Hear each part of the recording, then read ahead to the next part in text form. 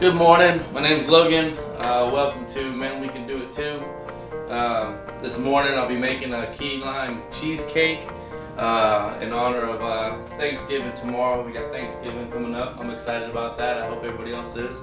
So basically what I'm going to do is kind of show you step by step how to prepare a key lime cheesecake. All the ingredients and basically what to expect when the final outcome is. That way, you don't have just a blob of what you would think would be a cheesecake. I know a lot of people out there, this will probably be your first time making a cheesecake. Me, I love to cook. I'm not your average guy. I like to be in the kitchen. A lot of guys don't. A lot of guys rather be out on the grill. Don't get me wrong, I love the grill, but I also love the kitchen. So if you would, just bear with me through this video and let's get started. Okay, after we've got our oven preheated to 300 degrees, I'm going to go over our ingredients with you. Basic ingredients are going to be 1 cup of sugar, 2/3 cup of lime juice, 3 eggs, 2 tablespoons of all-purpose flour. The reason we're using all-purpose flour, it calls for cornstarch, but I googled it and it said that you can use double the amount of flour for substituting cornstarch. We'll need 6 tablespoons of butter, 3 8-ounce packages of Philadelphia cream cheese, so it's 24 ounces, and 1.5 cups of graham cracker crumbs. You can buy the crumbs or you can buy the whole graham crackers and crush them yourselves. I was just being lazy this time. Okay, let's get started, and I'm going to go ahead and stick the butter in the microwave for about 20 seconds to see if I can get that melted enough to where it would mix in with my graham cracker crumbs here. Okay, our butter's pretty much melted, so what we're going to do is we're going to go ahead and add that to the graham crackers.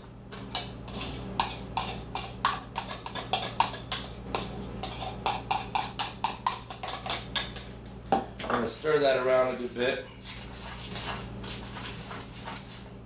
You want to make sure all the graham crackers get nice and moist, because what you're going to do is you're going to actually press this into the form of the springform pan along the bottom, and I'll show you how that goes here in just a second. Okay, after we've gotten our graham cracker crust pressed into the bottom of our springform pan, you want to use your hand and kind of press down on it and make sure that it's real firm. Make sure that it doesn't look like any kind of cracks or anything like that, and that you have a really solid base for your cheesecake. After that, we're going to place this in the refrigerator or the freezer to let it cool and kind of harden. That way when we place our cheesecake on top of it and we throw it in the oven, it'll kind of stay kind of firm. Okay, next what we're going to do is we're going to get our large mixing bowl, our mixer, and we're going to start preparing our filling. You want to soften up your cream cheese, that way there's no resistance when you're mixing it with the mixer.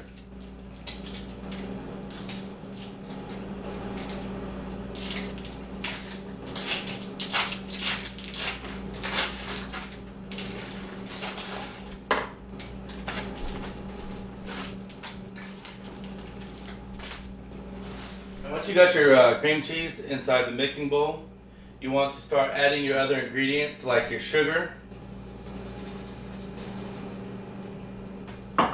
and your flour or your cornstarch, whichever you prefer.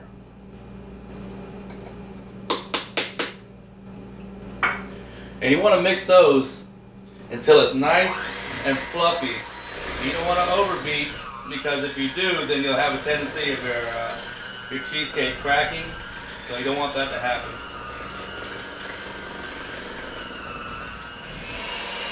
Alright, now once you got that accomplished to where your mixture is down to a nice smooth and fluffy texture, you want to start adding your eggs in one at a time and mixing after each egg, after each addition. Make sure there's no eggshells or anything else in there like that. Alright, there's one.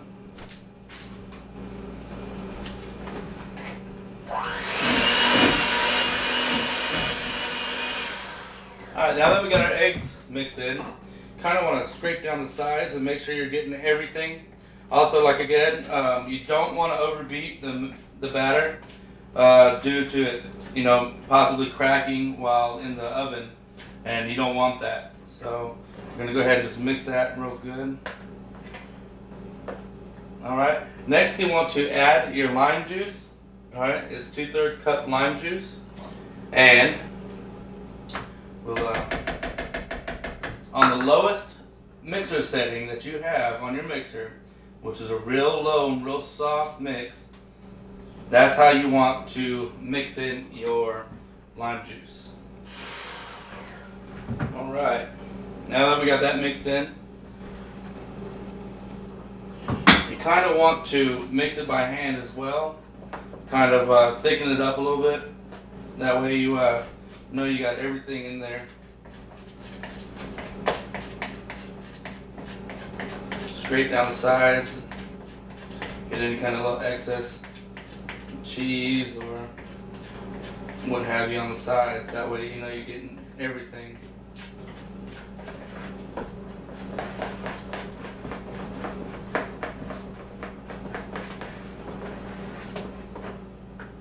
Okay, we retrieved our pie crust out of the freezer, and it's nice and firm now. What we can go ahead and do is start to pour the mixture into the pie form, the cheesecake form. Sorry. I'm not making a pie today, we're making a cheesecake. So, go ahead and scrape this bowl clean. I want to make sure that we get everything. Tomorrow being Thanksgiving, you don't want to short anybody. Everybody wants their food. Everybody's going to be hungry and looking forward to a good meal.